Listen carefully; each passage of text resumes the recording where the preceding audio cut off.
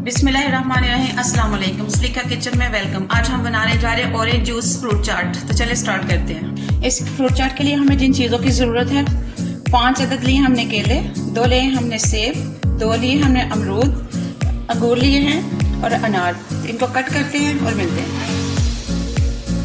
इसके लिए हमने 1 कप लिया है ऑरेंज जूस, उसमें मिलाएंगे चाट मसाला और चीनी।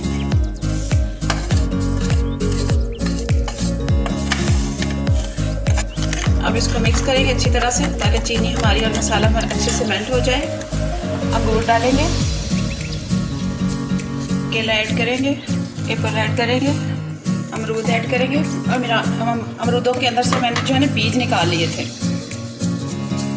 अनार ऐड करेंगे इस तरह से ताकि सारे फ्रूट जो है वो। ऑरेंज जूस ऐड करेंगे,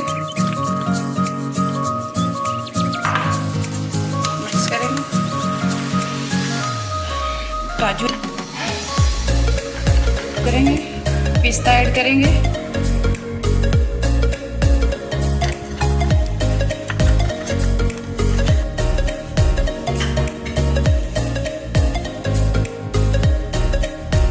अगर आपको मेरी वीडियो अच्छी लगे लाइक करें, सब्सक्राइब